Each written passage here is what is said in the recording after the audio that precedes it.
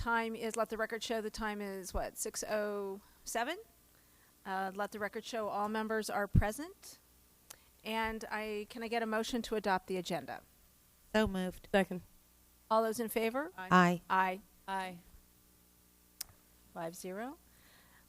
So the work session tonight is on boundaries, programs, innovative ways to distribute student population, transitional high school.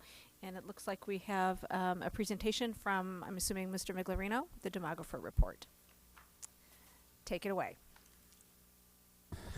President Frank, members of the board, Dr. Finch. We have one of the things that just coincided well with this scheduled work session was the fact that our demographer completed his work updating our annual report.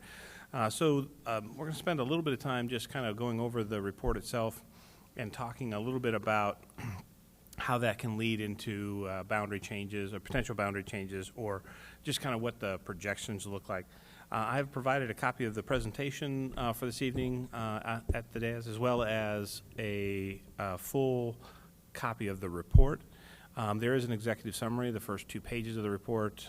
If you're interested in kind of a brief overview, there is a great deal of information that's contained in the report that I don't intend to go through tonight, just in the interest of time, but I'll try and hit some of those highlights. We'll talk a little bit about the method for how they do their projections through some planning geography, the trends that we're experiencing. We have some charter school data to talk about what's going on with residential developments, enrollment patterns, and finally determining enrollment projections, kind of culminating with all of the things that we just spoke about.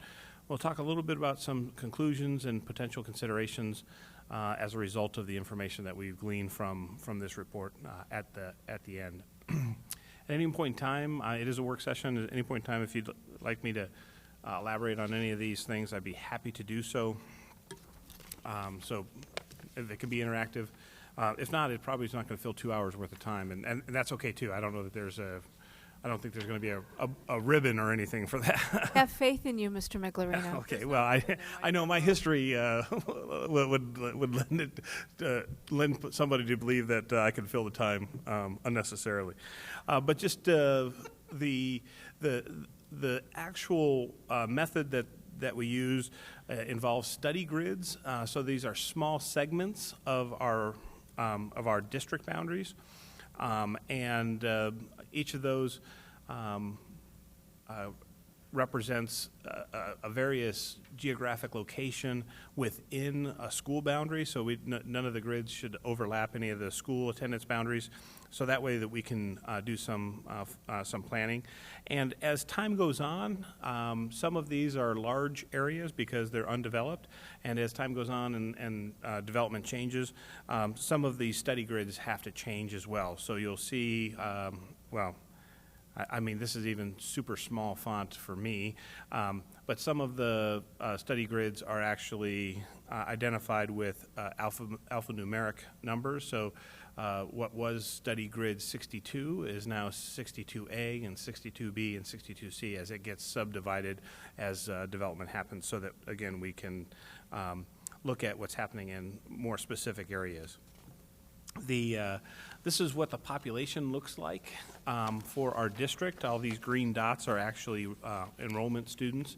And we use a fairly sophisticated geoinformation technology to be able to keep track of where people are. You'll see many of those dots are outside of our the blue boundary of our district boundaries. And we have a little over 6.4% of our total population comes from outside the district. That's about on par, a slight increase in percentage over last year. But you can also see that there's a concentration of population along those major corridors and in the southern portion of our district, because that has been the natural growth pattern for the valley as a whole, moving away from the hub of downtown, if you will. Over years. I have a quick question. Mm-hmm. Have you ever done any, perhaps you have done this, GIS mapping to show where charters are located and what our enrollment might be around those charters, or if There is a map, President Frank, there is a map in the full report that actually has where the charters are.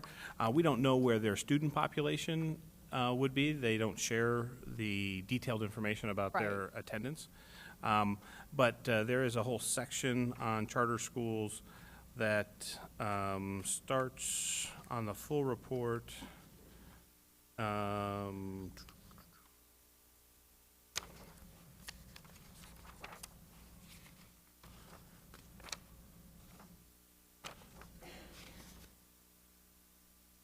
On page 19.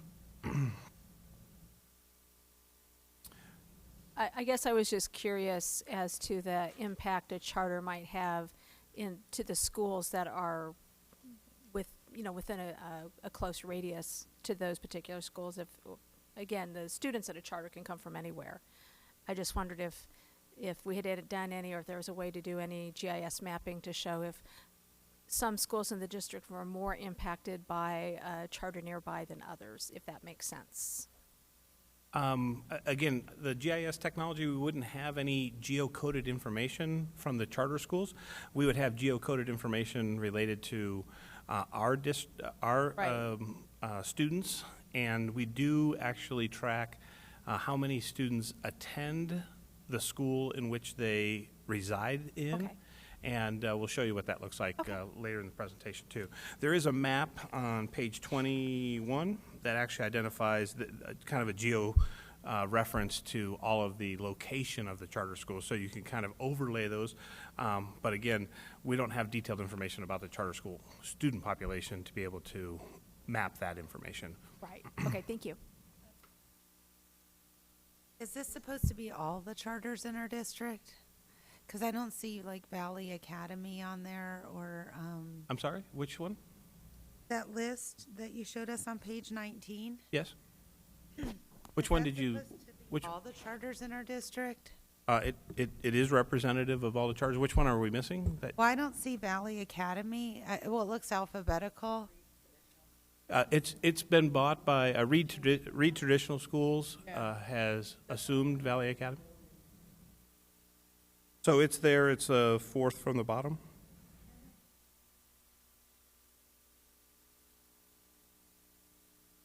Basis is outside of our district boundaries.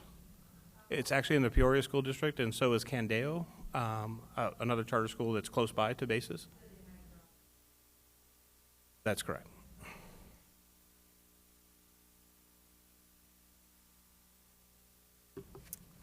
So this is what the enrollment trend has looked like for the most recent period of time, as well as including this year. So there are two axes here, two axi. The left-hand axis is the actual number of students. The right-hand axis is the red line showing the percentage change. You can see a large increase between 2013-14 and 14-15. That's when we reinstated full-day kindergarten in the district. And we've seen a small decline, as we've shared with the board previously, in both 16-17 and 17-18, so just below 0%. So we experienced large increases in the early parts of this chart. But because of course, the recession, our kindergarten program policy, and increases in competition, we've seen changes in enrollment over the most recent history. We also look at enrollment density, so how many students reside within those study grids that we mentioned previously. And the darker color, you know how I am with colors, so I'm going to call it orange, red, are where the higher density is, and you can also tell that those are near or close by to major neighborhood developments as well. Master plan communities is what I was trying to refer to. There is an emergence of some growth along the Happy Valley Road corridor and along the growth that we're seeing just east of I-17 between Jomax and Carefree Highway. But again, this is current enrollment density. We have some future graphs that'll show where the projection for growth might be. So the most recent change in enrollment from the school year 12-13 through 17-18, you can see where the growth has happened, again, along that Happy Valley Road corridor, also in that area between Norterra Canyon and Sonoran Foothills. There's some large growth, but significant declines in the areas that are the darkest blue, including the Anthem community, as well as some of the more established neighborhoods due to an aging of population, as well as increased competition, as we mentioned previously, the charter schools. So really, growth is only happening where there is new developing areas in our district. We also asked the demographer last year, so this is the second year that we've tracked mobility information, and most of the information that you see here is that the schools, the elementary schools that are in the southern portion of our district have a lower mobility rate than some of the established areas, and this is tracking students that are in our district from first grade and continue to be in the same school through 8th grade. We did something similarly with the transition from 8th grade to high school.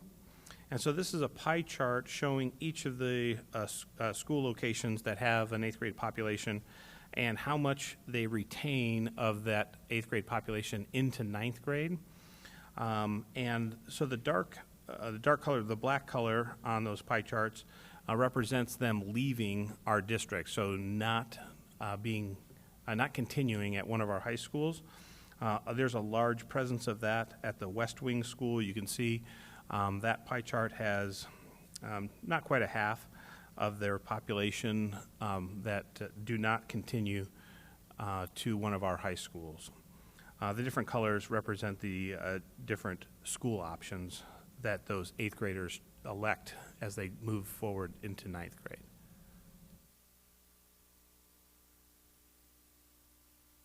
Great deal of information here. I just want to make sure you have enough time to digest that.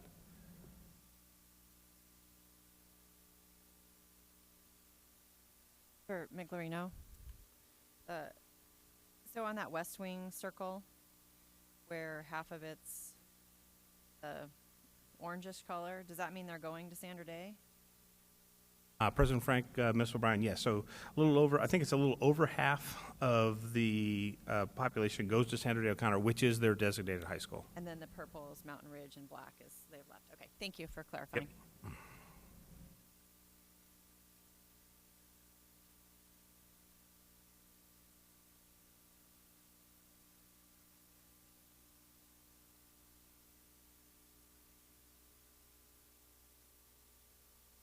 I have a question. The black does that also, I mean, it's the other places they go, but do we have any private schools, not just the charter high school, districts? President Frank, Ms. Ordway, yeah, this means that they're not going to one of our 5 high schools. It could mean that they're going to a neighboring district school, a charter school, although there are fewer charter options for high schools, but there are some private high schools as well. I know that I just wondered if we were even able to get the private school information. Probably not. No, not at all. What, Mr. Miglerino, or maybe this is for Dr. Galligan, I'm not sure. When a student leaves us in 8th grade and chooses to go to another school, don't we have to send the records, or don't we end up sending the records somewhere? Yeah, the records are typically requested by the school that they go to. So we could track that information, Dr. Finch, so in a year or 2 years we could say we know that population in that west wing circle, for example, is the black section is 90% Liberty or 10%, I don't know, basis, right? Is that, and I guess how valuable it is to know what it is we're competing with. I also think that we also know who's coming from that area to our district as well. Choosing O'Connor versus Liberty, for example. There are students that do that as well.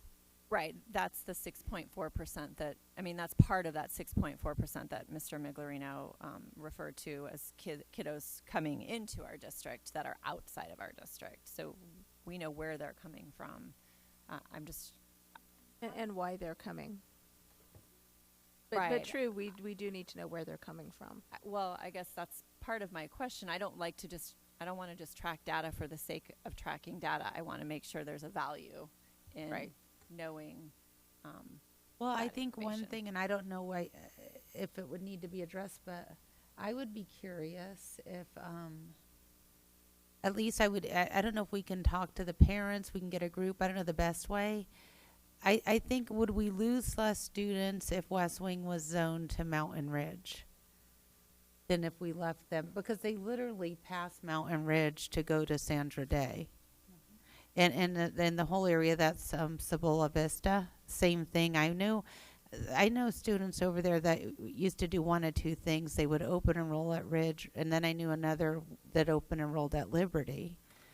At least we kept the ones that open. So I don't know if it makes sense for that neighborhood, or put something on paper and explore the idea with people.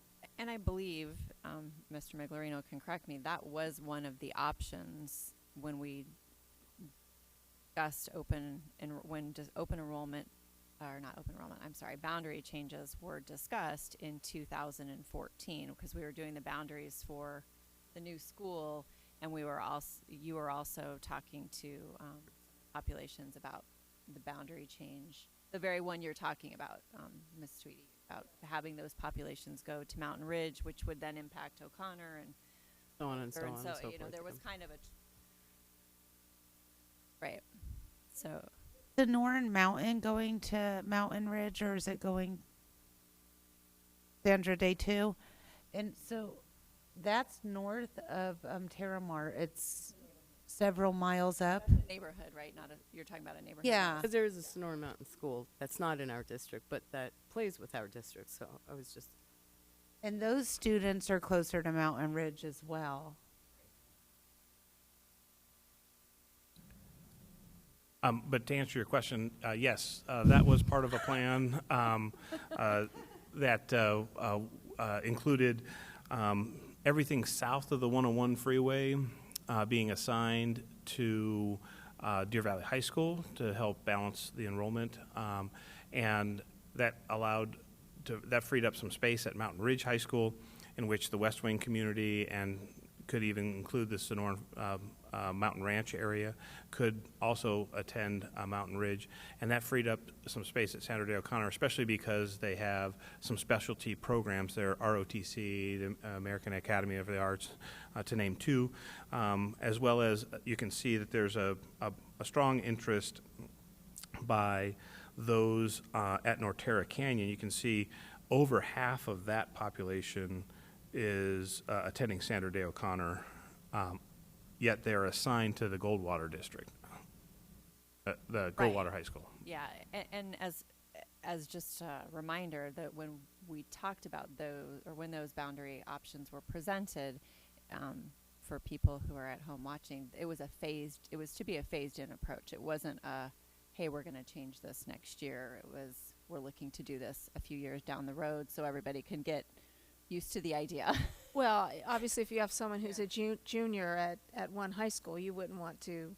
Well, you would have to do it phased in, right, there because you was- wouldn't want to disrupt anyone's education, and then there's families too that might want to continue on at the high school where, say, the oldest child started. Absolutely, and it had more to do with not. I mean, we were going to keep the kid, the plan was to let the kids stay where they were, but it was those kiddos that were 7th and 8th graders too that Right. were like you were just talking Yeah, about. So yeah, you would have to do a phased-in phased-in, approach. so, absolutely. Absolutely. Busing also usually ends up being the driver. So once you switch your boundaries and you start busing, then that's what pushes parents or students in a certain direction. So if you wanted to phase it in, you could also have it where busing's not a variable, but you can keep going to this high school. You're going to have to give your own transportation. Right. You could do that way as well. Yeah, absolutely. Okay. Thank you for all of that clarification, Mr. Miglerino. And one thing, I guess, one other question I had, or that's been brought to my attention, I think some of the things to consider, and when you consider boundaries, is if we could think about the schools that feed to two different high schools, but like Hillcrest, because sometimes those students may want to stay together if that's possible. That a middle school fed one high school. I know, like, Desert Mountain feeds Barry Goldwater and Sandra Day, but you don't keep the kids isn't, Desert Mountain or is goes it to Sunset Boulder Ridge? Creek. Was it Sunset Ridge? One of them had a small group of kids that went to Barry Right, Goldwater. they're on the other side of I-17. But That's what I'm saying, but when you split one school and then the kids Oh, can't yeah. stay together. Yeah. The same situation at Highland Lakes, where one side of, I think it's 67th Avenue goes to Ridge, and the other side goes to Deer Valley. So those are some things to look at. Schools that are split, and of course Deer Valley, we spent a lot of money renovating it not too long ago. I know my kids were students then.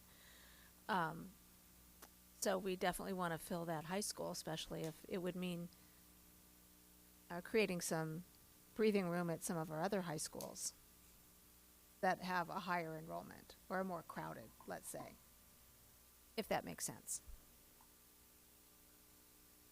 Just know for students, it's just really important that they're with their friends. So if we can come up with plans where people get to stay with their friends, I think the kids will like it better. So hopefully the parents too.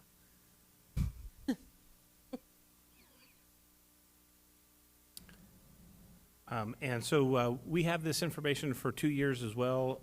This was something that we added in the report a year ago. And I'll just say that there's really no significant change from the information that we see comparing last year to this year. So the trend continues. Okay, we briefly touched on charter schools. Here's the kind of the detailed information of those schools that are within our boundary. I guess I think the good news here is I think this is the third year of decreasing number of charter school students in these schools that are within our boundaries. 381 fewer charter students in these schools compared to last year. Over 7,200 was the aggregate total in last year's report. And you see some significant numbers in a couple of the larger of the charter schools in our district, Adams Traditional Academy, Happy Valley School, and Pinnacle Point Academy as well. I don't know what to make of that. I wouldn't have any information to be able to share on why that's the case. We certainly knew back when we implemented full-day kindergarten that we were able to negatively impact the number of charter school students in our in the charter schools within our boundaries, because many of those parents elected to come to our free full-day kindergarten program. Have we ever collected any data? I mean, when I was teaching at Copper Creek, we would frequently have kids come back to us from charter schools. And of course, I'd hear things from the students about why they came back. But have we ever done any type of survey for parents if they're re-enrolling their kids or maybe enrolling for the first time after having left a charter school? I mean, we would certainly know from the school where the school records came from if they had been at a charter. I'm just wondering if it might be helpful for us to know what's attracting them back to us. President Frank, yes, we do actually have entry and exit data each month, and there are specific codes that need to be used to be able to identify. So we do know if they came from a charter school or another public school, and then we ask additional information that's not necessarily required by the state, but it is voluntary, and it is self-reported. So if there is an aversion to provide the real reason, we wouldn't know that, but we do have that data, both entry and exit by month by school. And I ask a question, Monica? Didn't you do a focus group? A focus group with some charter school parents? I just remember that there was a focus group done, and I thought it was you, or maybe it was right I before think you. I might be able to answer this Oh, based on the sorry. just based on the nonverbal communication. Well, I'm looking at the, it. I thought it was your thing, but go I ahead. think Jim. I think it was. Sorry, Monica. I think it's a little more dated than. Was than it more that. dated than you? I believe Miss Vega did do Oh, okay. some Well, I was focus close. group work on charter schools, and we did capture that information and do have those reports, but it's several years old. Well, I know it's old, but I'm just saying we have done them, and I think there was some useful information gleaned from it. Yes. Sorry about that, Monica. Get back into the cheap seats. This is just a little more detailed information showing that annual change, and I said 3 years. I apologize. It's 4 years now of a decline, and we surpassed the impact that we had with full-day kindergarten back in 14-15 with the change this year. But this is by actual grade level now, so you can see a little more detailed information within the change of numbers. Again, just by grade level. And since Ms. Allred was just here, I think a lot of this has to do. There are some strategic marketing decisions that are being made by her department, and I would like to think that those are attributing to some of these numbers that we're seeing. Do you have the kids that we're paying, like to ACEs, or we're paying, send them to? Are they in these numbers? President Frank, Ms. Fisher, no, this would not include any of the tuition out students. These are just charter schools students. Okay. Well, and is it when they were looking at the demographics, did they take into account the new charters that are being proposed, like the new autism high school? It's south of us, but it'll still impact us. Was not included in any of the information that we're reporting for the charter school, so it's not within our school boundaries. Okay. But it certainly could have an impact on the projection, but probably a very small, since it's a specific school, probably a fairly small percentage when you look at the total population of our students.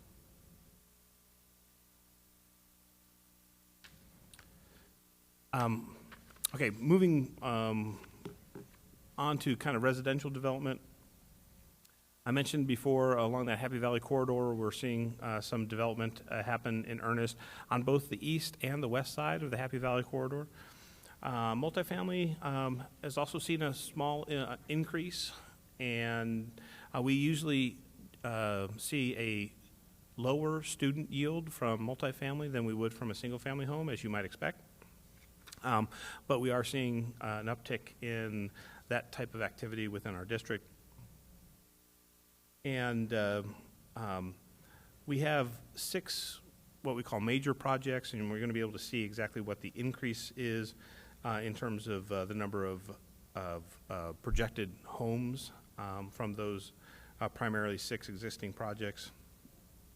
And there's still quite a bit of potential growth in our district in the undeveloped land that exists, especially along like the 303 corridor as that gets developed. But that's certainly for long-term planning, not something that would be within our planning window. So this is the active projects and kind of how they, the timing of those projects. So within 1 year, 875 potential new homes to be developed, with 442 of those being single family. Within 2 to 3 years, 1,800 new homes, with 1,300 of those being single family, and that those 2 projects, the 2 projects, Union Park at Norterra as well as Alavita. So Union Park is at 19th and Happy Valley. Alavita is at 75th Avenue in Jomax. Those 2 projects are primarily what you're seeing in the 2 to 3 year and 3 to 5 year projections, are the homes that are being developed in those 2 developments. This is an increase in last year's report, as you know, the whole chart moves 1 year, right? But we're also seeing not only the movement of the 1 year in growth, but we're also seeing an increase in even the projections that the demographer is using from the residential data that he gathers from multiple sources. This is just a graph to be able to show kind of the timing of when development is going to happen. So the yellow would be kind of a long-term projected growth, as you can see along that 303 corridor. The orange and, I don't know, lighter orange, help me out. You can see right around where you can see the small Alaravita section of land. That's where some of the growth is going to be more immediate for us to contend with as a district. And also some of a little hard to see just based on scale, but you can see just outlying development projects on the outskirts of the Anthem property proper.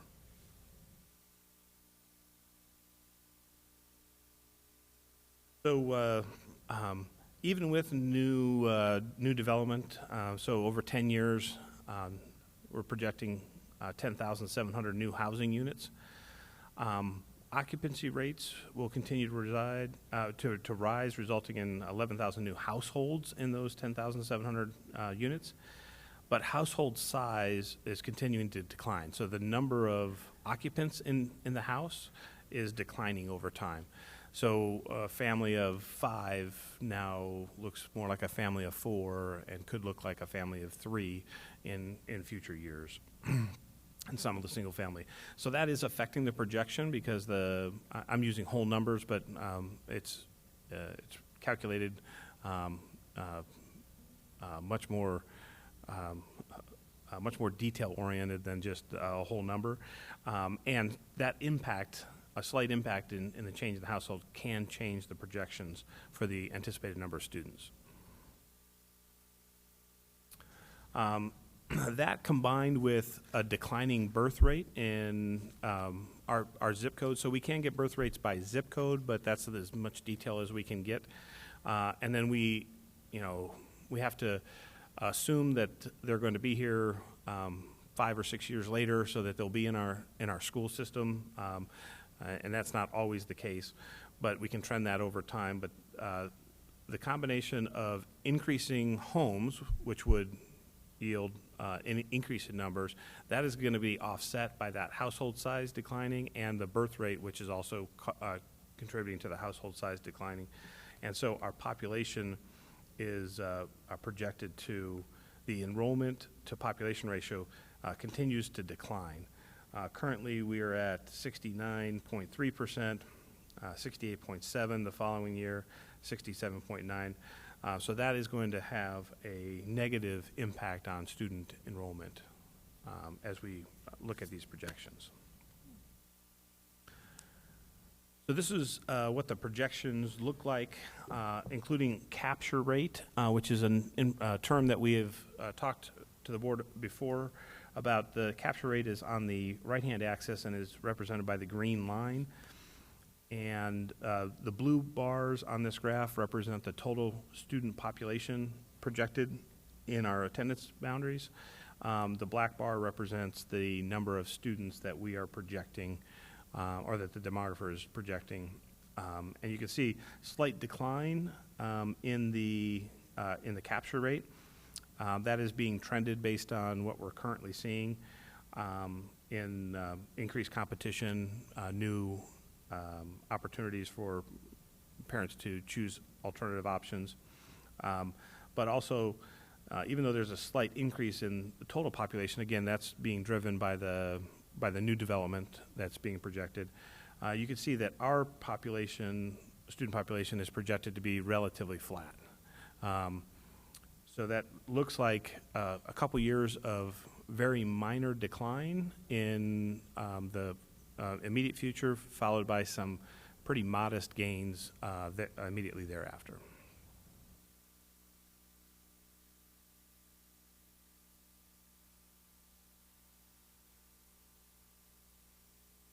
It's interesting because the one thing that's kind of standing out to me, it looks like he's predicting the district's going to be able, the amount of students we can actually attract is going to decline. That the difference between the projected population and the amount we capture is getting bigger. So why does he think we're going to do a worse job capturing our population going? Yeah, that's a Forward. great question, President Frank, Ms. Tweedy. And you can see it's represented by the green line, the declining slope of the green line, and mainly due to the anticipation of increased options for parents, which may or may not be the case. In fact, I think one of the things that we were able to demonstrate this most recent year is that the charter schools actually saw a decline. I would call that a fairly significant decline in their student enrollment population. So, again, these are projections. All of this is a projection, and the information itself is exactly as you say. There might be more opportunity here for students, but pretty modest gains, based on the scale there. But he's predicting that because of increased competition, that the capture rate's going to go down. Well, I mean, and I see what you're saying, and I guess that's my point. I mean, we're obviously not going to be able to change the birth rate in Deer Valley, so that's going to work against us. I mean, the part of this equation, and I think the fact that if you think about like how far people would be willing to go to school, we're somewhat limited by how many people live in our boundary. I mean, you can always say we want to attract people, but there is a point at which most people wouldn't travel.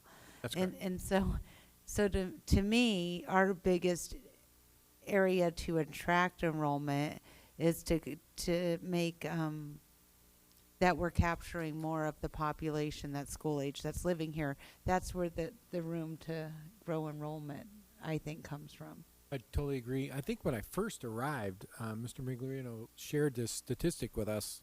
Maybe he can rewind his brain, but it was when I first got here. He was at a conference, and they were showing capture rates of our peers. I might even have shared it with you when I first got here, but it basically said that we are behind our peers. Hence the reason why Monica's always hitting me on the head with we need more aggressive approach for marketing, etc., because of the many options. So, do you remember that conversation we had 8 months ago? I do remember the conversation. In fact, I remember it so well, we actually had the demographer include a table in the report to provide a capture rate comparison, because that information was a little bit dated. And you can see how we compare with other districts that the demographer has current information for. So these are other clients of his.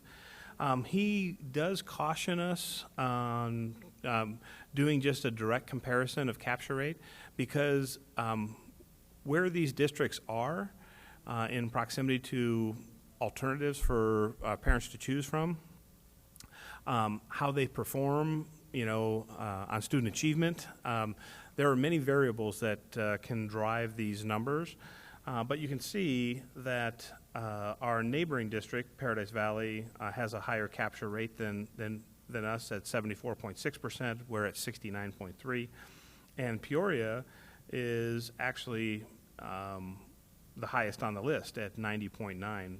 Chandler and Gilbert also are comparable districts, 81.2% and 80% respectively. So, proportionate-wise, what is the proportion of charter schools that they have? I mean, do we know the density of the charter schools? I know Gilbert used to have very many of them, so that was kind of impressive. I don't know. I'm not familiar enough with the other districts to see how we're comparing that way. Yeah, President Frank, Ms. Ordway, that's a great question. That's not something that that I have to be able to share with you. I think that all things being equal, they have as much competition as we do. Just in the sense that they have the same or very similar demographics as well as student populations within the districts that I just mentioned. Okay, then we need to pick Peoria's brain and find out why. We need to beat them. Yeah, and I think when I say that factors that could impact capture rate, the location, I mean, in many cases, and just as an example, because we were talking about this just as we were looking at that high school chart, is if you have a school that actually is desirable right on the boundary of your district boundary, then there's a likelihood that you're going to draw students from the neighboring district. They do that not only with our West Wing students going to Liberty, but I know that they do this as well for their neighbor to the west of them, Dysart School District. So they're, and I'm not accusing anybody of anything here. The open enrollment exists in the state of Arizona, and and we did, because we're all members of the North Valley Education Coalition, we have shared freely our numbers, how many students attend our schools, because we have to request that information. They have to voluntarily share it, but they have, and so we do have that information, or, you know, not recent, but, and they do, when, I remember vividly when we were reinstating a free full-day kindergarten, our boundary on the western edge of our district doesn't follow the thoroughfares there, specifically Lake Pleasant Parkway. And so we had some signs that we put up notifying the community that we were going to be offering full-day kindergarten, and they claimed that we were stealing their students because the boundary the road doesn't follow the actual boundary line. When the reality is, if we were to actually compare notes, they're actually taking more of our kids than we probably ever took of their kindergarten population. But yet, it is a very competitive environment that we operate in, whether we're talking about our neighboring districts or other options that parents can choose, such as charters or private schools, or even homeschool.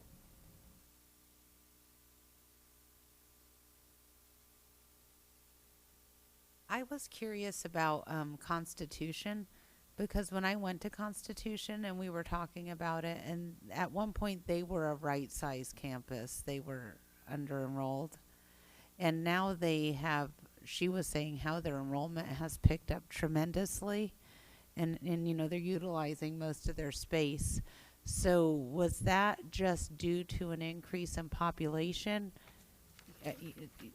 Or did something happen? Like, was it from having more early childhood? What worked? I can take a stab at that. I think it's a couple things. I think it's the trend of upward movement in academics as a part of it, culminated by their A this year. I think a second thing is the receding of those aging out subdivisions. I think you're going to see that over time, depending on what type of, or how fast a subdivision recedes, what type of person takes it over, because those are smaller houses, first family, easier or lower cost to move in, so you can move north, get more house for your dollar, but maybe even still work south. But I think those are two variables off the top of my head. I don't know if Jim has some thoughts. Yeah, no question. That's a good example. Yeah, the board are, and it's kind of what he's saying. The border schools, in general, that's going to have to be their strategy: academic excellence, marketing, and marketing beyond their border, across our border, so we can pull those students across the border. And the data that we have for Constitution doesn't support that claim. So so in 2015-16, we had 624 students. 16-17, 618 students, so it went down.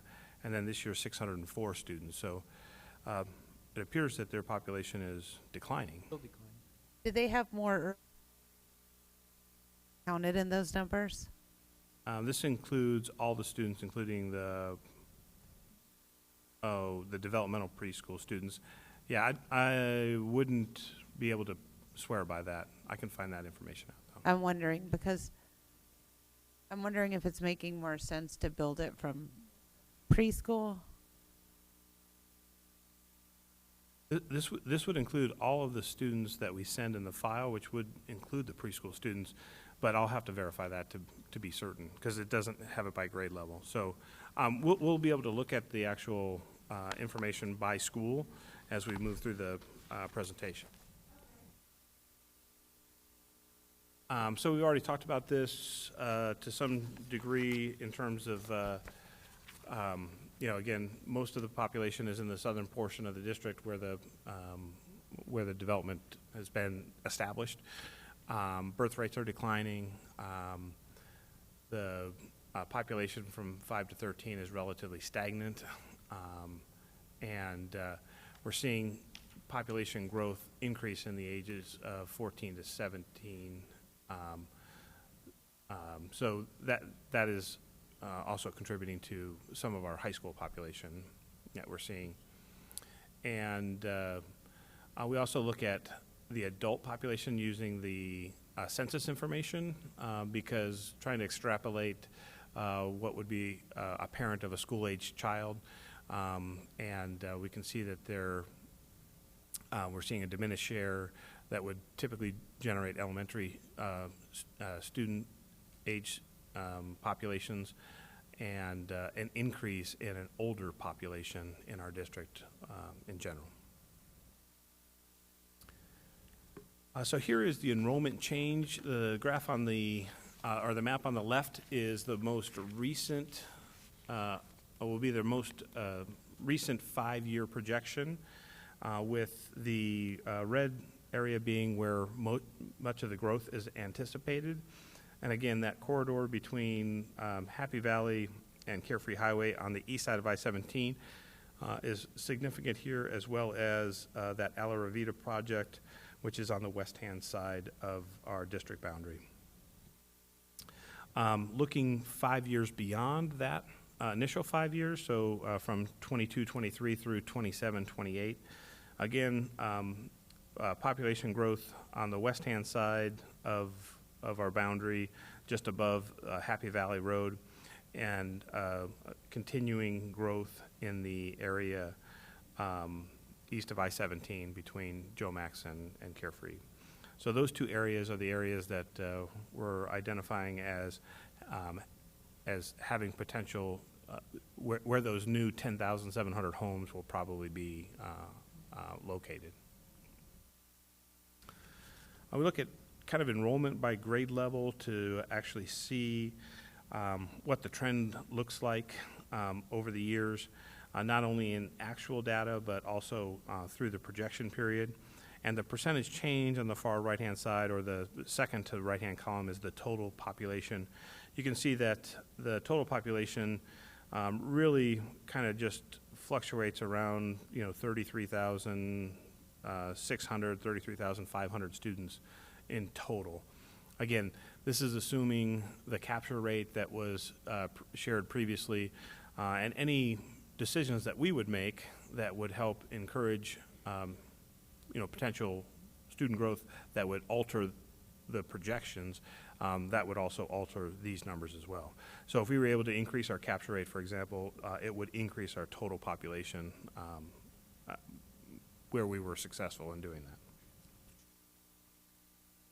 We also included attendance patterns by school to see where a lot of the growth is happening. Blue is areas that are declining during those two, or the most recent 5-year period, as well as the projected period moving forward, the 5 years into the future, and then 5 years beyond that future. So, for example, Anthem Elementary declined 23% in the most recent 5 years, projected to decline 24% in the next 5 years, and then a 7% decline in the following 5 years. So where there are blue areas for the school, for the identified school, for all 3 areas, that is a continuing declining projection for that school. Where there is red, orange, that is where growth will happen, or projected to happen over the next 5 years, or did happen in the most recent 5 years. As we had mentioned previously, You know, lots of growth in both the Norterra Canyon, Sonoran Foothills area. Esperanza's attendance area goes all the way up to Jomax, so that Union Park project would be identified in their attendance boundaries currently, and that's where you see large growth there as well. And then on the west-hand side of the district, both Terramar, Sunset Ridge, Terramar and Stetson Hills and West Wing are likely to be impacted by some of that development that's happening. So you can see that not only for the elementary schools, but on the right-hand side of the page, you can see that also for middle school and high schools, with major growth happening at Barry Goldwater High School. Again, serving that population that's east of I-17 between Carefree Highway and Happy Valley. So this is the attendance reside sheet, and this is, there's a lot of information here, but I really like this report. It's a little hard to read, but it provides the number of resident students by school area and then where they actually attend. So starting in the upper left-hand corner, there are 428 students that reside in the Arrowhead attendance area that actually attend Arrowhead Elementary. But you can see there's another, if you just follow down that column, there's another 70 Arrowhead students that reside in the Arrowhead attendance area that actually attend Highland Lakes. And yet another 33 that attend Legend Springs, although they actually reside within the Arrowhead attendance area. So this gives us an overall indication of what percentage of students actually attend their home school for every school. And you can see one of the far right columns has the label of outside on it. Those are the number of students that we are drawing from outside the district that are attending our schools. Should let you know that this is, even though there are elementary and some K-8 schools here, this is only representative of the K-6 population at all those schools, even if they are a K-8 school. The K-8 schools will also be represented on the next page where we'll look at 7th and 8th grade as well as the middle schools. Again, on the far right side, blue is a declining difference in absolute number as well as a percentage, and red being where there are people that are capturing more than those that attend or those that reside within their district. So, for example, Highland Lakes showing a net positive 472 or 223% increase, and that's because Highland Lakes happens to be kind of a quasi-middle school, right? So the K-6 schools that feed into it, so parents have multiple children. The oldest ends up going to Highland Lakes because they transition from 6th to 7th grade, and they have a younger sibling that might be in 5th grade. Many times they'll take the 5th grade student and move them into Highland Lakes, and that way the students attend one school, and the parents aren't torn between two different campuses. So they actually draw more students than are within their, than would be naturally within their attendance boundary. Likewise, that is true for, is that Legend Springs? Yeah, positive 276. It's also true at Stetson Hills and Sierra Verde, as well as West Wing. So on the K-6 side, we're at about 78.4% of the students that actually attend a school live in that attendance boundary. At the middle schools, that increases to 82.1%.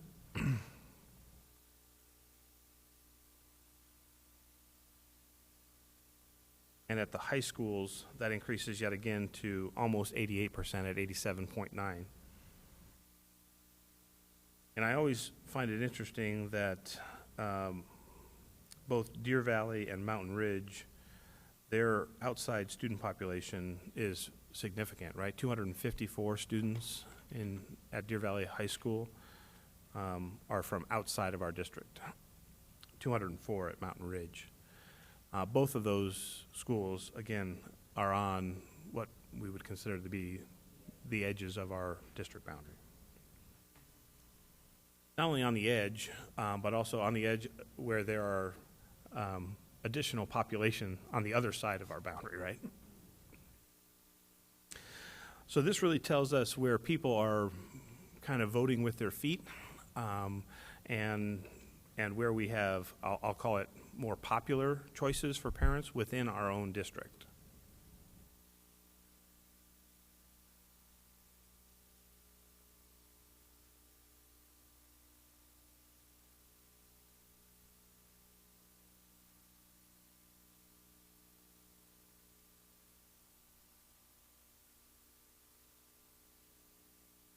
I just want to provide enough time for you guys to digest it. Again, a lot of information here before I move on. So what are you seeing as the needs in terms of changing boundaries? See, in terms of needs of what? I'm sorry, I didn't In hear you. terms of changing boundaries, like to have a sustainable plan where all of our students are distributed and we're making the best use of the facilities we have. Yeah, so we have some conclusions at the end, and I'd be happy to go through those.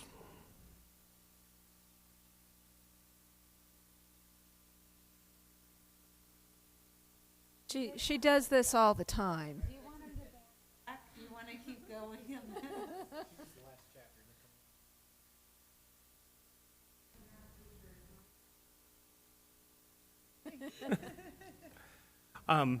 The next two slides that I'm going to share with you are just the attend versus reside patterns over time, so we can kind of see, hey, has there been some change that has occurred over the last 4 years? And so now we're actually trending it instead of just looking at the snapshot that we just looked at for this particular school year. Now we're looking to see, hey, where are there are changes that are happening over a period of time. And you can see at the K-6 grade levels, we were at 79.9% in 2014-15. We're at 78.4%, but we were up to as much as 80% in both 16-17 and 15-16. So it does fluctuate a little bit, but not with a great deal of variety. You can see the colors remain fairly constant between the schools. That's the K-6 population. Here's the 7-8 as well as 9-12 population. And again, maybe some different shading of colors. Seeing also, fairly significant change at Paseo Hills, where they were a positive 132 students in 14-15. Still positive in 15-16 and 16-17 at 6 and 2 students respectively, but declining in 17-18. At the high school, again, seeing some of the same trends over that 4-year period of time at those particular schools, and again the attendance versus reside percentage fluctuating from 85.8% in 14-15 again at the high schools to a high of 90%, and this most recent year in 16-17, 87.9%.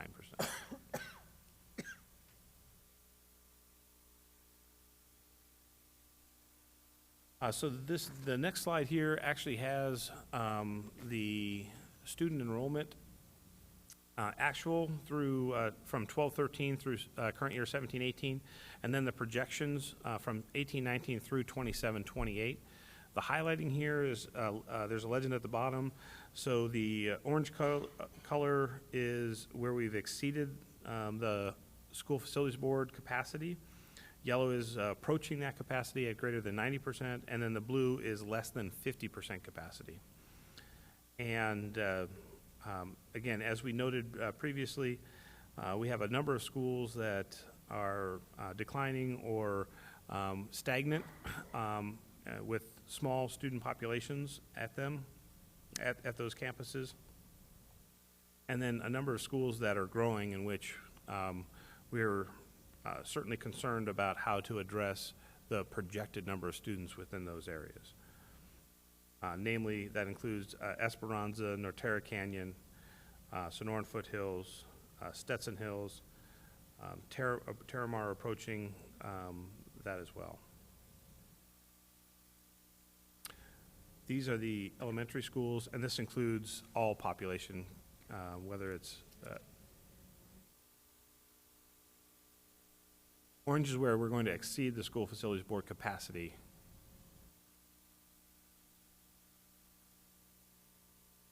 This is just the middle schools, so it does not include the K-8, 7-8 population and the high schools. And again, nothing noteworthy within the middle school populations, but it is with the high school population, again, with the growth that's happening at in that corridor east of I-17, there is projected that we will be exceeding the capacity, again, assuming that those students continue to go to Barry Goldwater High School.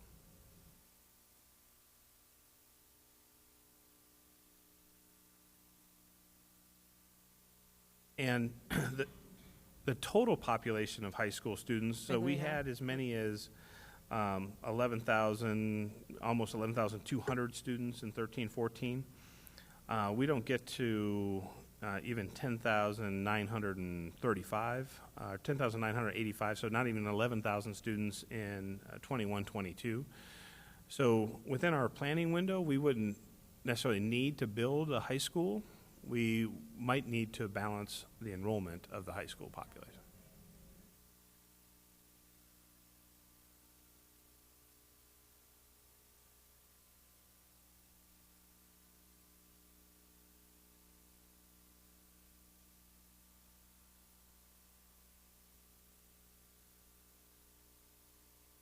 Correct.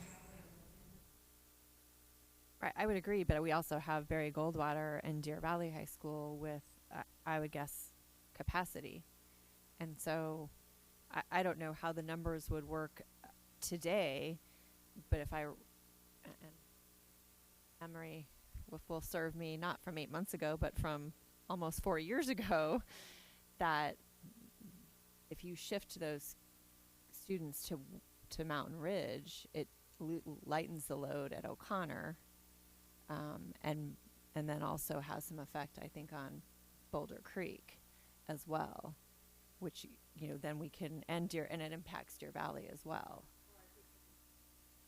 Right, because they shift those. Some to Deer Valley too. So it's a matter of, like you said, making sure we're using what we have as right.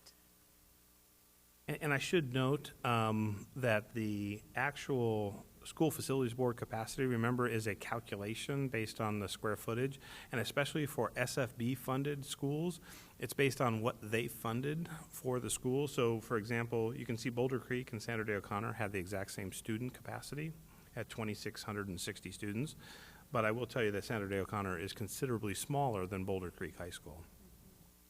And so it is a little bit misleading because the school facilities board capacity, and we use that because it's a published number that's publicly available.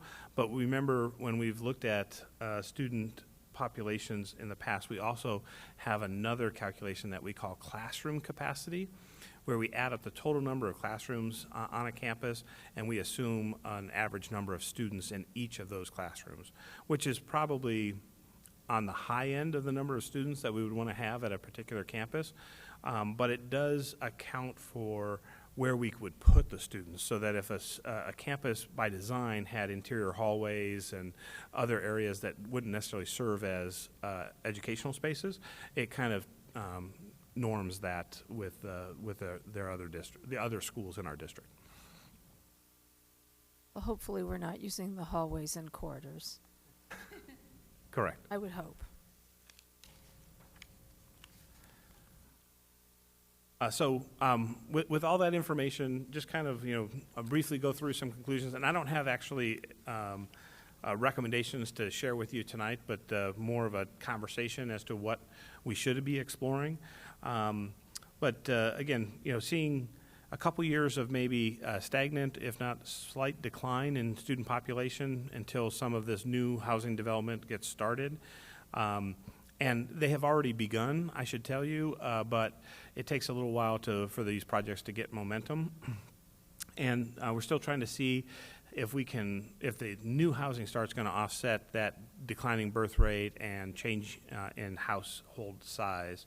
And so that's a dynamic that we'll have to wait to get some more data on. We know that parental choice and competition is something that we have to contend with. That's not going away anytime soon. Did mention the single-family developments, specifically the Union Park in Norteric and the Alavita sites. They have started. Union Park expects to deliver their first homes in November of this year. Alavita is probably just a month or maybe 2 months behind that projection, but they have multiple home builders, so that could accelerate their delivery of homes in that particular development.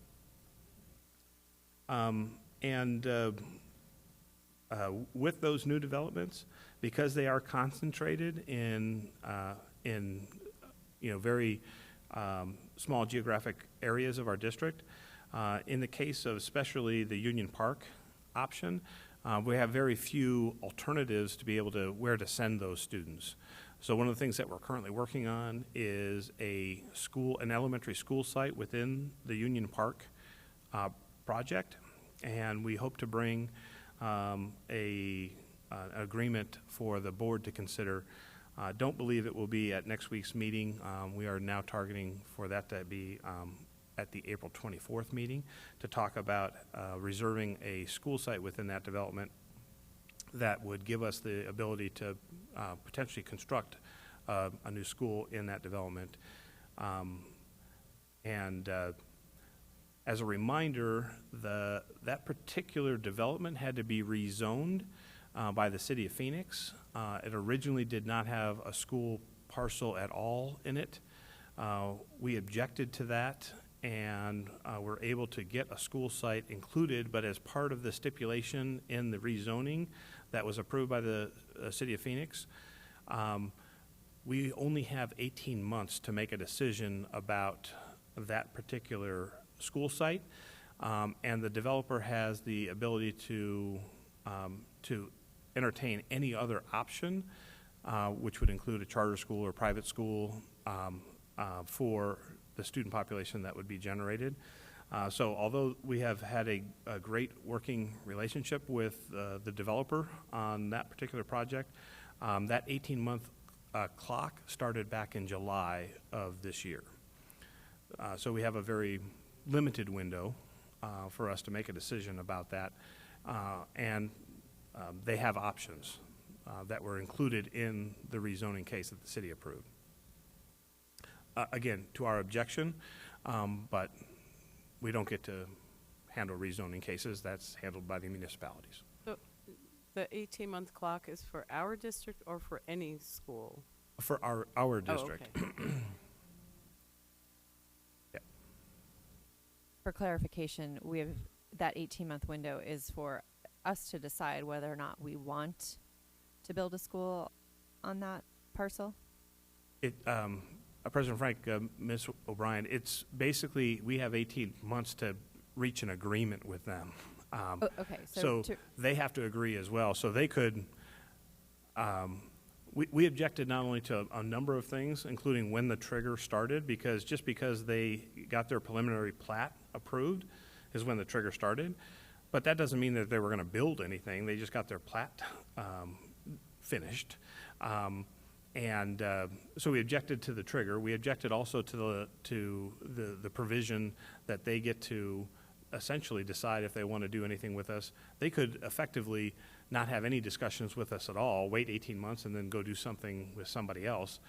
When I testified to this, I let the city council know that in the event that they opted for an alternative and the students didn't attend that alternative for whatever reason, then we would be responsible to provide an education for those students, even if it wasn't our school in that community. So it's a little over 1,000 single-family homes with several hundred multifamily homes in this development. Not quite enough to yield an entire school by itself, but if you take into account the region between Happy Valley and up to and including the Sonoran Foothills attendance boundary, there's over 1,000 students projected in that area by the demographer in the next 3 years. So where would be the next closest, the closest school that they would attend? Because what you've described does not sound like a great relationship to me, but with the whole zoning thing. But so let's say they pull out and say, no, we don't want you. Where would it make sense for those kids to go? Well, currently they're identified to go to Esperanza Elementary School. Which was recently modernized. Correct. Correct. And I will tell you that one of the conditions that we're working on in the agreement, and it's not a secret, we are trying to work out a land exchange for them. So that's one of the things that we would be bringing back to the board. So trade them for a piece of land that we currently have that we think that we will not be able to use for a parcel that would be the school site that they would develop. So it would have all the improvements, the half-street curb, and all the utility stub-outs that would be something that they would provide. So they have been working very collaboratively with us, but if it's not our school, it could easily be, all those improvements could go to somebody else's school as well. So don't think that it's specifically designed to be a Deer Valley school, Right. although they have been very forthright in continuing the conversation with us. If they don't go to the school, if we can't reach an agreement with them, then we would have to try and find another place for those students to go. But part of their agreement is that even until the school gets built, because of the type of demographic that they're targeting with this particular community, they want the students to go to a school other than Esperanza. That's part of what's being discussed with them currently. So although it's in their attendance boundary, that's something that is probably not going to be fitting with the neighborhood that they're trying to develop. But we just put a lot of money into modernizing Esperanza, and the tour you took us on was beautiful. Oh, I don't disagree with you. One bit. It's more of a perception than I think a reality, and they think it's just a different environment that what they're trying to portray or target with the potential homeowners of this particular development. So, Monica, you'll get right on changing that perception, won't you? Okay. She's already doing it. Look at her. I think the frustrating thing to me when I hear about building schools, I went to Desert Mountain, beautiful school, empty. I went to Deer Valley Middle, a lot of work, beautiful school, empty. Esperanza, beautiful school, empty. And I think it's to her credit that all our schools are in great condition, because there are districts where that's not the case. I mean, all our schools are beautiful, but it doesn't make sense to dump millions of dollars into schools, not fill them, and then just keep building schools. And just because the money is in a bond, we still need maintenance and operation funds to operate that school. We never have enough money in M&O, and I mean, to the point now where who knows if we're even going to be able to have our staff keep showing up for work. So it's just, to me, if you make that type of investment, and the money in the bond that's for renovation and for new schools, can that also be used on campus security, because that was an area in the bond? President Frank, Ms. Tweedy, yes. So the way the statutes read regarding bond proceeds, up to 10%. So in our case, that'd be $15.8 million of the bond proceeds can be used on any legitimate capital expense. So we actually have $16 million in the 2013 bond authorization dedicated for a new elementary school, and that 10% actually is within $200,000 of that 15.8%. So if your question was, could we reallocate the money for the new school for something else? Yes, within $200,000 of it, yes, we could. And we hear, and you're correct to say there is an M&O expense related with opening a new school, and it's considerable, right? I probably, I haven't put a pencil to that of late, but when we opened Sonoran Foothills, I think it was to the tune of like $700,000 in additional M&O dollars. But we use the same methodology, the same projections that we're using today, and currently Sonoran Foothills has 800 students, 700 and some odd students in it. According to your numbers. Yeah, 855, and projected to have 916 students next year in just its 4th year of existence. So if we didn't have the school there, and especially under the conditions of the rezoning application that the city approved, there will be an alternative, and so those students as well, not only those students, but any other students that might be drawn, so it could be an expense in a reduction of students if we are not able to meet the needs of the population that's being proposed in this new development. But again, either of those scenarios, whether we build it or don't build it, you are projecting what's going to happen in terms of the outcome. I'll just be honest. I'm offended and uncomfortable with the notion that Esperanza isn't good enough for the people they want to attract. So you, Deer Valley, have to go to the expense of building a school that's good enough so we can attract people that we can sell overpriced homes to.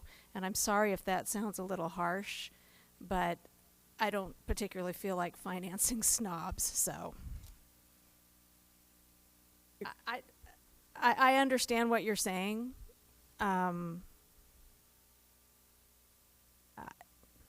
I'll just leave it there. That is a problem because they're going to build a charter, or we're going to build a school. That we know that's what they're going to do, and they've told us that's what they're going to do. And so, what assurance do they have their charter is going to be of any quality? They don't. Because that charter can attract all kinds of the wrong kinds of people too, Sure. We're going and kick them out. But we're going to have 1,000 students in that zone that we have no place to put them, even including Esperanza. Can I ask Dr. Finch a question? In your on your goals, one of it is the student enrollment, which would be attracting students. So we have Barry Goldwater that has excellent facility, yet we have one of the schools that's supposed to feed in it goes into another school, takes a drive, whatever. So the perceptions are out there for whatever they are. So is that part of, or would it be part of your goal to help with increasing the enrollment? And I know that if you're moving them only to the school that they belong in, perhaps that's not an actual increase, but is like magnet or pushing this, the great schools that we have that have had an underrated perception. Is that part of your plan? It is, and Monica and I have had many conversations about this. From my side, the administrative side, it starts with leadership. Leadership hires the right people. The boat starts going in the right direction. That's a piece of it.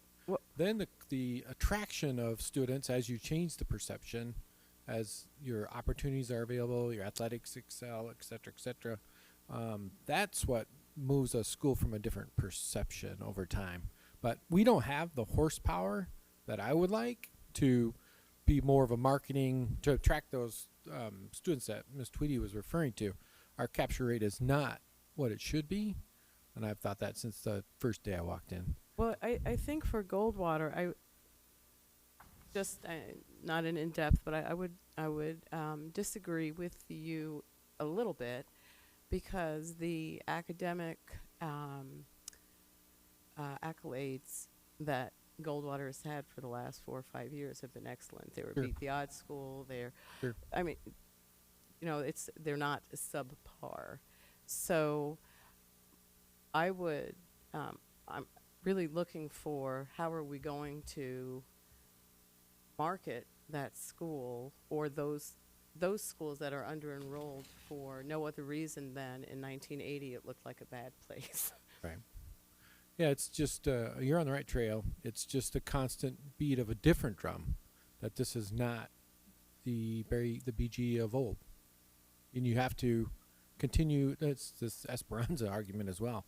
We need to get parents in where they can see it. We need to get the soccer moms to all go to quit going to that charter school X and come over here, because this is actually where the good things are happening.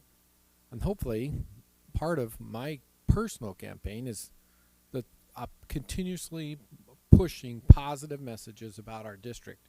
I think we are academically superior to our charter neighbors, and I can prove it. The data points to it. But we'd have to have our message out there to continue to promote it. I don't know if Monica has any thoughts about it, but we talk about this all the time. So it's perception that gets changed over time, not overnight.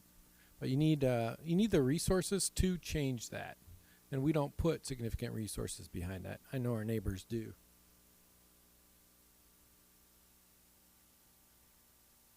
But no, good question, and I've it's a mission of mine. got one more. So, and I don't know how familiar you are, Jim, with this, and I think Mrs. O'Brien had spoken about this prior to some other meeting we had about this. Magnet schools for the under-enrolled, not only to attract our students that are in charter schools. Tucson started magnet schools, and it wasn't. It's not another name for charter. It truly did. Maybe it was an arts academy, but that's what it was. And so they would bus the kids from wherever, but they did get and still might get population from outside. So is that something that we're looking at? And Jim, do you know if that's even something that's working anymore, or is it? I don't know if it's a trend anymore, or if you build a school like that and that specifically is what you're there for. Is that something that's attracting?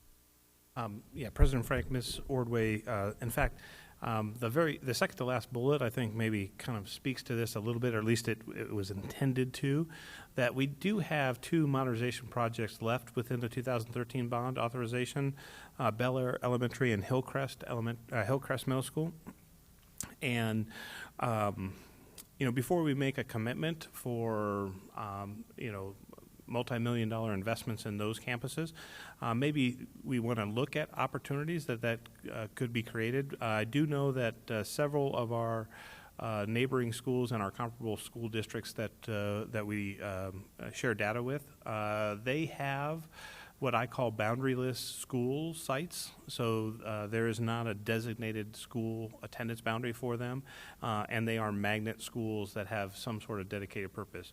One of the more popular ones happens to be a traditional back to basics type curriculum, complete with uniforms and things of that nature. But there are others that certainly would give us an opportunity to be able to say, before we make an investment in those schools, maybe with those modernization dollars, again, we have the ability to reallocate up to 10% of those bond proceeds. That could be the modernization projects, which is a smaller amount relative to the new school, or it could be the new elementary school amount that could be reallocated as part of that. But to your point, Mrs. Ordway, I know Chandler has a network of, I think it's 5 or 6 campuses that they designate CTA, the Chandler Traditional Academies, and I've been in at least 2 of them, and they were quite impressive. Washington has them too, so yeah, that is I haven't been in any schools in any of the traditional academies in Washington, but I do know that they do have them in I have a Chandler, couple and it principals seems working on successful, that same so. concept, trying to learn more about it. But I agree. I personally believe we need at least 3 in our system: a northern one, a middle one, and a southern one, just to draw exactly what you're talking about. So we're investigating it as we speak, and their modernization dollars may give us opportunity to put it at one of our southern schools, or use Bel Air as one, or who knows. But I think in particular to the northern campus, seeing the declining or stagnant enrollment in one of those elementaries that might be a good spot too as well. So we're just in the investigation stage, but you are on the same track that I'm thinking. At that point, you mean 3 of these traditional type Yep. schools? Yep. I think we just need to have them strategically located where they could attract, rather than on top of each other, all southern, for example. One north, at least one north and one south is my thoughts. It'd be nice to have one in the middle as well. I just want to make sure you were talking about 3 of the same and not Yep. 3 different ones. Yep, correct, traditional. And you might also want to look at the placement of the more traditional charters. Yep. And maybe draw students. I agree. Yep. I think Happy Valley is a uniform. They Yep. claim to be a Yep. back to basics. I agree. We have, and again, I have a couple principals that are working on that, learning more so they can educate myself and others about what they've learned. And so we hope to have that information here. We've really given them, I think, obviously not this year, but I think Bel Air's has a potential the following year. So we still have a year to learn a little bit more. For the traditional, for example. I was just going to say, I think, given the choice between building a new school and renovating, I would renovate because those schools need to be renovated. Hillcrest is really kind of getting old, and to me, it just doesn't make sense to build a brand new school for some students while we're leaving other schools in buildings that are in need of work. Then all our facilities are in good shape, and if we fill them, we fill them. I don't understand why we would invest $7 million into something and then leave it empty. Well, with building a new school, we also have the issue of staffing it, and we're in the middle of an epic teacher shortage. So, I get what you're saying about the development going in and the developer wanting the brand new school.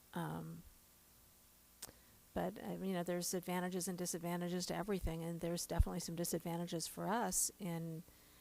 So then what do we do with that school when 20 years from now that population is aged out? Then we just have another school that we can't fill. Because I noticed on the Auditor General's report, we're paying more for our building and facilities than our peers. I was comparing that figure.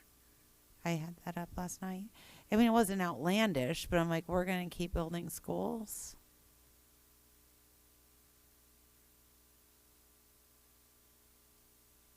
Yep. Well, somebody's going to build it. It's either be us or Basis that's going to build it. And we have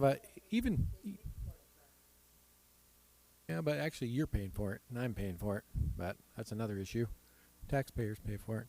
But we're still going to have a 1,000 student problem whether we build a school there or not. Because I think that's going to be a problem. I think on the West Wing side too, we're going to still have a problem there as well. All the data points to that. Mrs. O'Brien, did you look like you had something you wanted to say? I didn't know if Jim wanted to talk more about the last bullet. Okay. Sorry. I'm sorry, I didn't hear. Last bullet, To address more of the high last schools. bullet. Yeah. Oh, so the last bullet, certainly school boundary changes would be another thing that we could explore. I think there's an opportunity. We actually came up with a plan, I think Ms. O'Brien mentioned several years ago. I think, ironically, if we had made that decision, I think this coming year would have been the year that we would have been fully implemented as we phased it in. But there's not a need, I think, and as we were mentioning, new schools are expensive, and in terms of the initial cost. The teacher issue, if you have the students, the $700,000 that I referenced before is the additional cost of having some of the front office staff and some of those. The teachers are the teachers based on the classes size that we have. So normally that gets worked out between the schools and as the boundaries would dictate where the students go. But a high school on the low end would be about a $60 million investment. Now, we do have a future high school site at Jomax and I-17, but we don't have any provision in the 2013 bond authorization, nor do I think we have a need based on the projections to make that type of investment But again, we could have an imbalance, as the projections indicate, in upcoming years that could warrant a boundary change, helping alleviate that. So I think what would be helpful for me to see is, number one, separating out the K-8 and the high school, because it sounds like the needs are different for those two groups. So it would be helpful to see some options for boundary changes for high schools and how that would impact the overcrowding at some schools and filling in at other schools. So looking at some different options for that. And I think it would also be helpful to look at some different options, one option being, what does it look like if we build another school, and what is the impact to M&O? What does it look like if we don't build that new school? Then can we do boundary changes, or do we need to do boundary changes at the elementary to balance out some of those populations? And if we don't build a new school, then where do those students go if they can't all fit in Esperanza, and then how far would we have to bus them? Personally for me, the more options I have to look at, I feel like I'm making a more informed decision. We also talked about listing the schools that split the K-8 middle schools that split the high schools when they promote in. So if you wanted to have Yes, that. thank you for remembering that.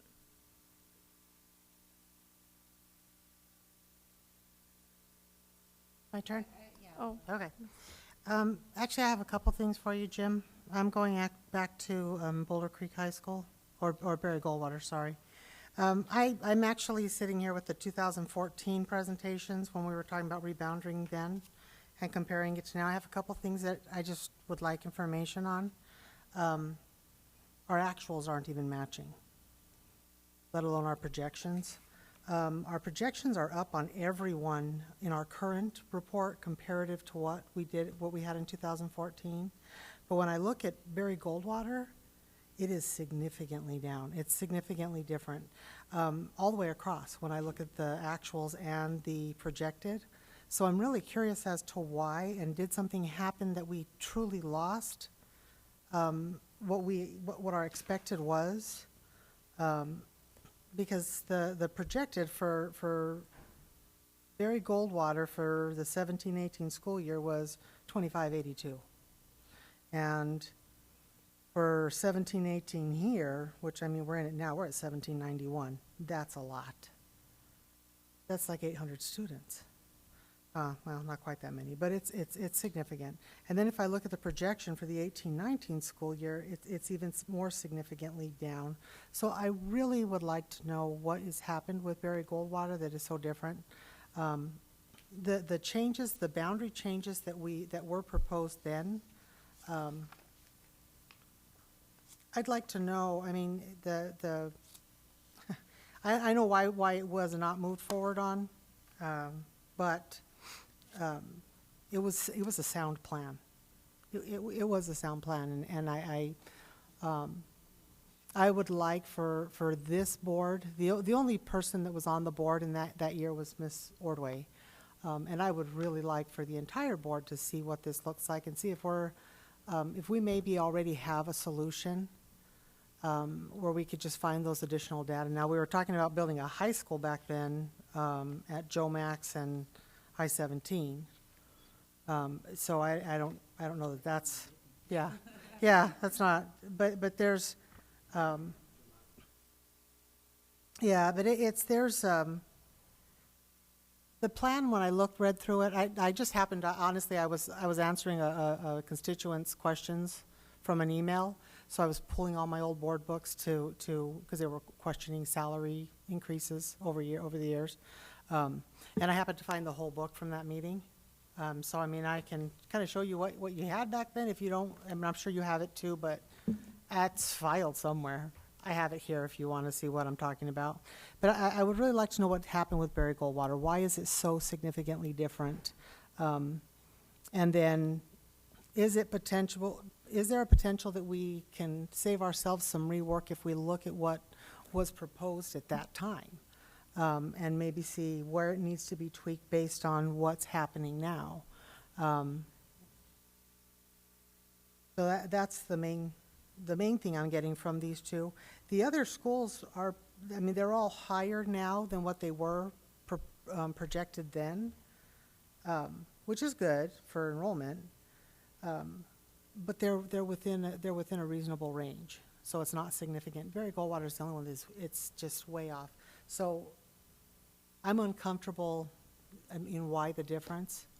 The other thing, and as far as for Monica on both ends, I hear a lot about and I know you're going to have the quote-unquote snobs in every place, and the less snobby and the whatever, no matter where we are, no matter what we do, so we have to deal with that. But the belief that Barry Goldwater is not a great school is a significant problem, and I would like to know if that plays into these numbers at all, because I do hear that. And on the other end, as far as the elementaries, I've had parents in the last, been attending political meetings, and I have had parents come up to me and say, if you guys would just fix the boundaries, we would send our kids to Mountain Ridge. But why should we drive past Mountain Ridge to go to O'Connor when we live right here? We'll just go to Liberty. It's closer anyways. And so, and I've had that, I mean, these are people that don't even know me, that here I'm with Deer Valley, and they'll come and tell me. So I think that's something that we need to really look at that data. Those are the two question spots for me. And I can answer one of the questions, President Frank, Ms. Fisher. The loss of the Barry Goldwater High School students from the presentation in 14 to now in terms of the actual students goes back to those pie charts that we looked at for the 8th grade students and what school they attend. Remember, 2/3 of the students from the North Terra Canyon school are attending Sandra Day O'Connor. Back in 14, we actually said that Sandra Day O'Connor was closed for open enrollment, and we now list it as limited availability, but that change, we assumed that we would significantly limit open enrollment from the I'm talking neighborhoods about even east of our I-17. actuals are off. I'm sorry? If it was an actual then, it should be an actual now. We're not talking about a projection. So even I thought the note I took said that you Our were looking at the projections are off report as saying well. that the projection for 17-18 was 2582. that is off. For and that- 17-18? And the changes of the opening, that could have adjusted that, because we did have a lot of people move. But O'Connor's not up enough to show that difference. If you look at the projected for O'Connor then to the projected now, there's less students than what left Goldwater. So unless we lost about 400 students completely out of our district, which very well could have happened. So now, Again, I think that speaks to what we This- were speaking about with the West Wing pie chart. So it's not just one dynamic. I think Right. all of those things are contributing to the changes that we see in population. But most significantly, the almost 800 students difference between what we projected for 17-18 and the actual for 17-18 at Barry Goldwater has to do with the fact that 2/3 of the population from Noterra Canyon are going to Sandra Day O'Connor. That's not their identified high school. no, I understand that, but our projected for O'Connor did not increase by that amount. Do you see what I'm saying? So we didn't, But the West Wing students that went to Liberty also increased as well. right, so that's what I'm saying. There could be that dynamic there, but it's not the Goldwater versus O'Connor isn't, the numbers don't add up. There's still 500 lost students somewhere, unless those are the Liberty, unless we lost that many to Liberty, which could have. So I just, yeah, I would just like to see what those numbers actually, what those differences are. But I still think there's a lot of there was a lot of really good work in 14 for the reboundaries that I believe should have happened. And I would like to know if any of that we can, rather than starting from the get-go for the high school. I mean, obviously, we've done a lot of the elementary already, but there may be something good there. I was just wondering, and just if we could just try it on paper. I don't know that it'd work, or we'd want to float the idea. Is there a way to reconfigure, as opposed to boundaries, the schools? Like if we were to make some of the overcrowded K-8s, K-6s, would we fill up our middle schools and then turn around and make room at the middle schools by making the undercrowded K-6s, K-8s? And then fill those room up naturally just by doing that, because the middle schools tend to be in the middle. They're not in the north, not in the south, all the way in. I'm just wondering if there's a way to do that, because then all of those students are staying together with their peers. They're all going to the same place. And I'm sorry, go ahead.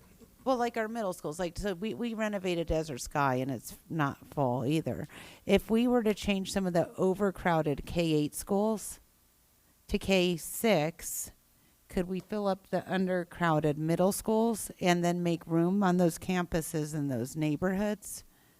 And then make some of the under-enrolled K-6s K-8s, so that their kids aren't leaving and going to a middle school? Would it fill those up? And the good thing, and I'm just going to say 2 schools, not because I think this would work, but just to try to explain what I'm saying. Like, let's just say we took a school like Greenbrier, we made it K-8. And we took a school like Norterra, made it K-6, and we took their 7th and 8th graders and filled up an under-enrolled middle school. What does that look like on paper? Like a plan like that. And I'm not saying that those are the 2 schools or where you'd feed them, because then you're moving all of the students together. Parents are going to be less upset than when you say, Didn't we look at that a couple years ago? we never got it on paper. I mentioned it, but nobody said they thought of it or had done it like that. Well, I think we talked about it, but if we're going to do that, then we also would have to include the cost of retrofitting, modernizing, keeping up a K-6 school with a K-8 school, because they're not built the same way. They don't have the same facilities. And then you'd have, I guess, not the K-6 schools do not. Some of the K-6s have gyms, but most don't. Well, gym, I wasn't even referring to a gym. I was talking about the science, the labs, and all that kind of stuff. And really, I don't know all of what I'm talking about, but I know that we build K-6s different. So I just want to make sure that if we're going to look at those configurations, that we see what the pluses and minuses are. And I would think that if we could, and a K-6 would move into a school that was a K-8, that might be an awesome thing, because that could lead you to have a really nice, already built STEM academy or something. But they're built differently, and they don't have the same amenities. So that we need to look at what costs would be associated with that as well. Well, if we're going to look at it, we might as well look at kind of what the whole picture would look like. So we need to know what the costs are, or the costs won't be. I wasn't disagreeing with you. I was just adding to and the to feasibility. completeness, so we don't come back and go, oh, well, wait a minute, what about this? Although Jim would have thought about it.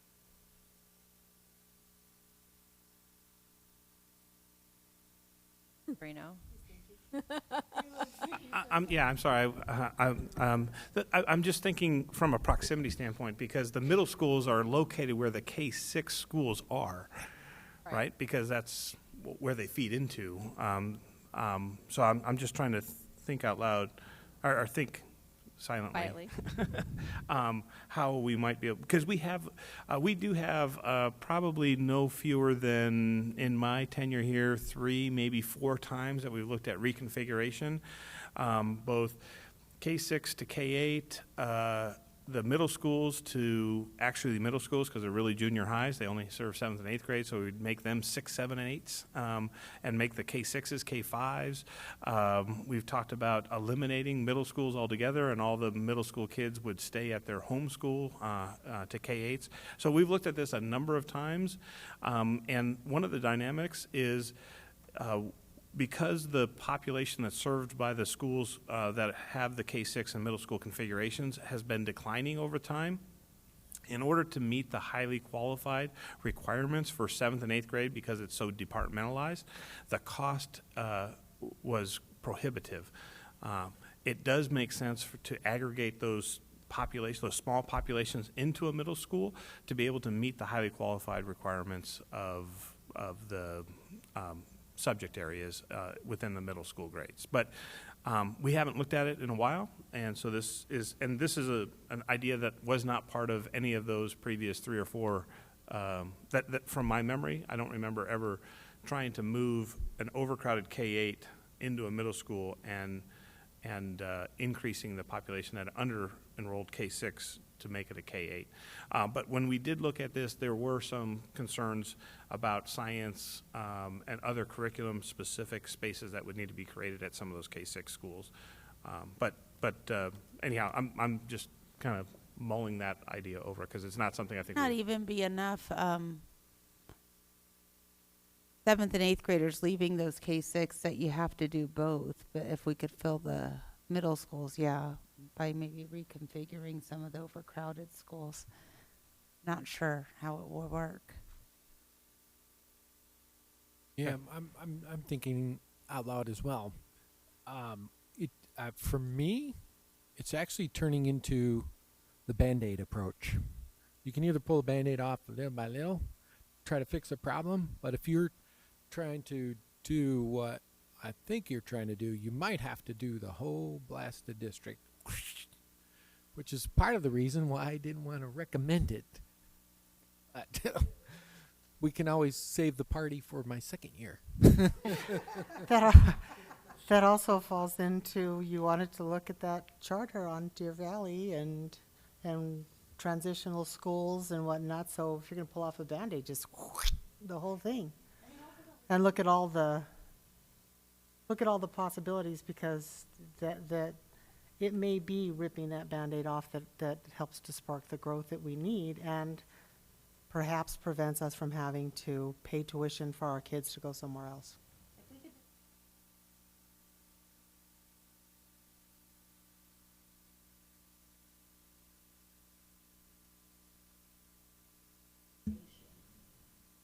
And on top of the fact that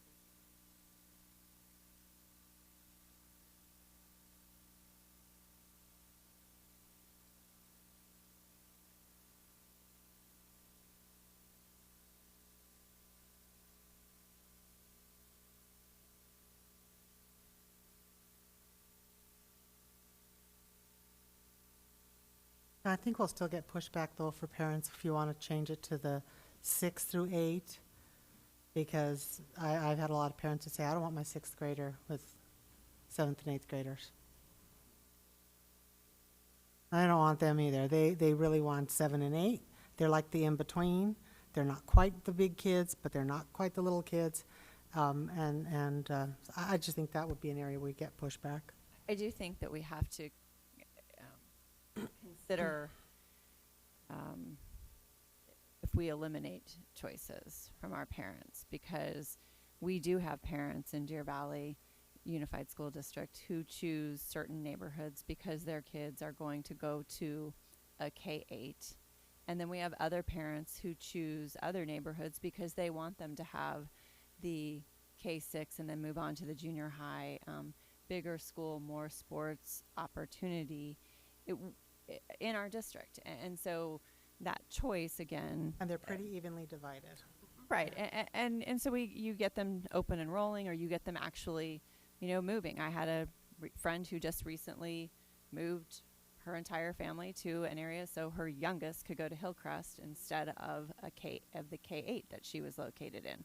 So we do have both, as Mrs. Fisher was saying. I wouldn't want to see us eliminate options for our families.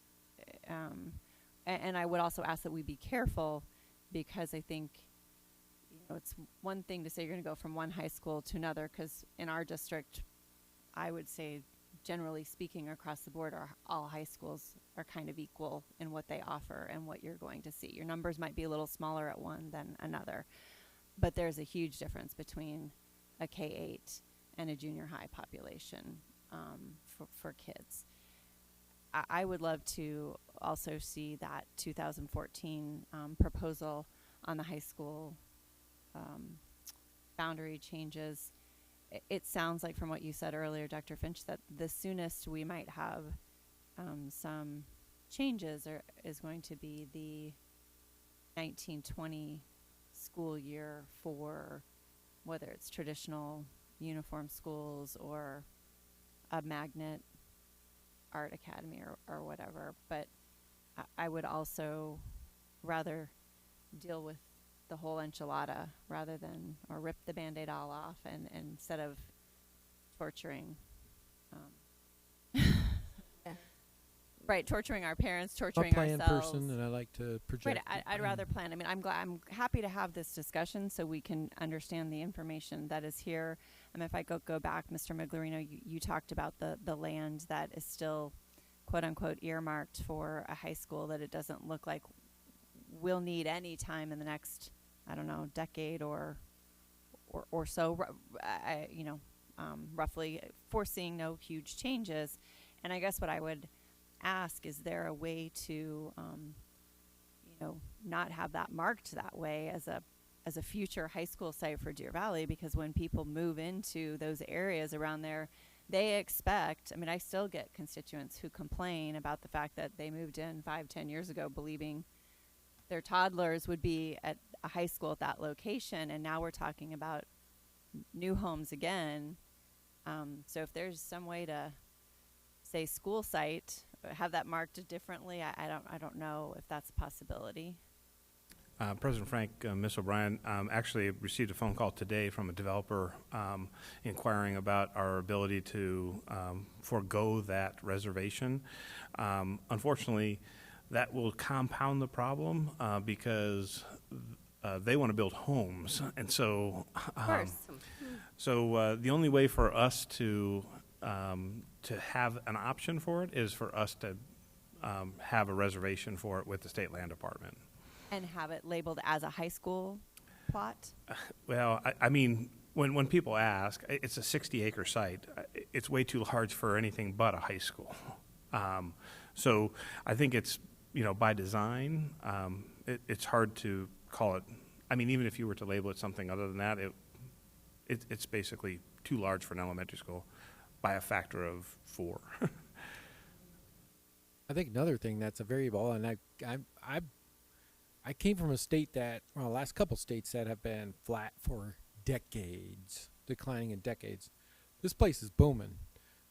We are the 5th fastest growing state in the nation. I heard a couple days ago, it might even be faster than that. Maricopa County, I believe, Fastest top 3, growing. maybe Fastest the top, growing. the top fastest growing county in the U.S. So back to Mrs. Fisher's point, it's very possible the demographer could be wrong. It's an educated guess into the future, and they might be 400 off, they might be 4,000 off. We don't know. We're going with the best data that's in front of us. Sure. So we are making an educated guess based on their educated guess. So I think by trading in this piece of land and say, hey, we don't need it, that would be not smart. If we want to relabel it to call it School X to relieve some pressure or fears, then I don't even know if we can do that, but we can talk about it in a different spot or a different way. But I don't think we should give that land up. No, and I wasn't asking or suggesting we give it up at this point. I guess I just was looking at that specific label at this point because it's the setting of expectations when people. So that's all. But otherwise, I thank you for a very excellent presentation and for answering all of our questions. But the only thing on here that I don't think we've discussed that's on the list is transitional high school. Is that something? I think that was more about what we were talking about now about magnets, the concept of magnets, or programming as a high school to be, have more CTE in it, or something that draws students. I don't think that's our problem. I think our offerings, as Ms.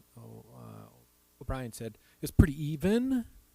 So we're not really, one high school is not greater than another as far as offerings.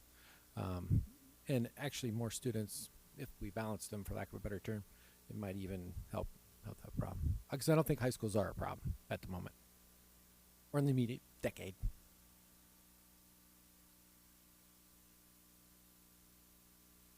Have you discussed a transitional high school? Have not. Are we going to consider one? Now's the time.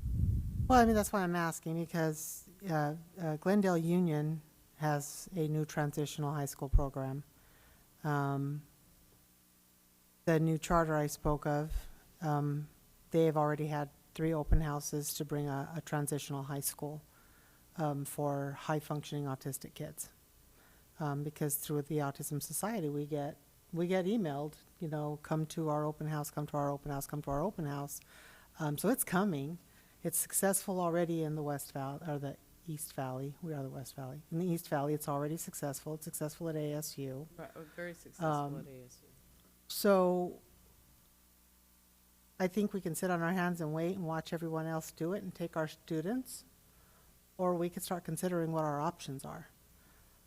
Because there's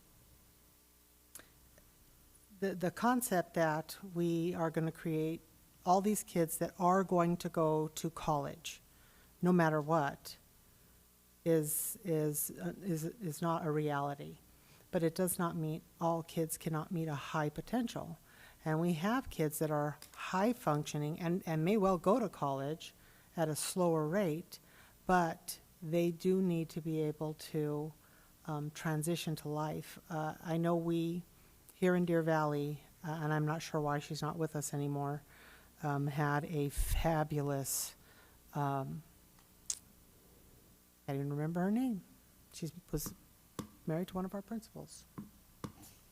Miss Highland Lakes. Yes, she rocked. She had classes where we helped to transition kids, helped the parents to figure out having a special needs child is not easy. It's navigating the state, the federal, the county, the healthcare system, all of the above. And a lot of those services Deer Valley used to have is helping parents do that. The one thing we've never had is a true transitional. Now, there is programs that are going in, and like Deer Valley High School is involved with the county, I believe. It might be the county, it might be the state, to bring those transitional programs in. It just started last year. But that's going to catch a very small percent of a very large population. Maybe this will catch it in our special education review next year as we And it might, slid into there. and it might catch it Will there, be but what guides it, so. But I know that, and honestly, I would defer to Ms. Tweedy, because before she got on the board, I don't remember where we were driving. I don't know. She was telling me about. We were talking about, what was the name of the school? Desert Winds, Desert Vista. No, but what was it before? We were talking about Desert Winds, and now, which is now Vista Peak, and I kind of snapped at her. I said, Darcy, we cannot just take all these kids and throw them out. And she goes, I'm not saying that, dork. She said, this is a plan. And she went on to go, and she told me this, what I thought was the most well thought out, impressive plan I have heard, to have a truly transitional school for kids that is, would help us to turn out truly lifelong learners and successful students that aren't just getting, okay, well, you've hit your 12 years, you're done, and nothing's for them. So I think that needs to be a better conversation. I was very disappointed when Dr. Weitenheimer never had that conversation. It's a little bit late now. She took it personal enough to get on the board. But I really think that it would be a good idea for us to discuss that, since I don't think we have a significant enrollment at Vista Peak either. And I'm not necessarily sure. We've always questioned whether or not having the long-term suspensions with the highest need special education students is a wise idea. Now I know that there's separations. I mean, I love that school, but I just think we need to not wait to have those discussions. If you want to have them with cabinet or I don't know, have them with the school districts that are doing it. I know, like I said, Greenway is doing it, or Glendale. I used to run one, so High I know school. exactly what they are. Again, I think it's going to come through our discussion on our spectrum of services that we're going to offer next year. I totally predict that's where it's going to land. Where are we then on the evaluation? Will that be included as part of it? Yep. That'll be. For Vista I'm visioning this. What I'm hoping is what's going to happen is we get these outside eyes are going to come and interview folks like yourself, principals, community members, teachers, et cetera, give us a spectrum where we're weak, our missing kink in the armor, and then this is where we're going to focus our efforts to provide that full spectrum. Okay, thank you.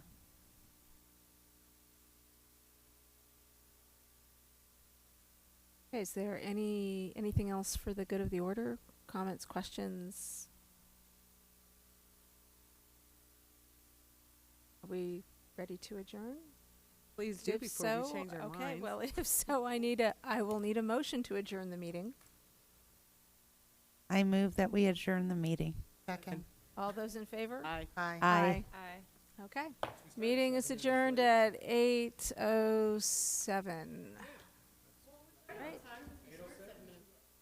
Yeah. Thank you, everyone.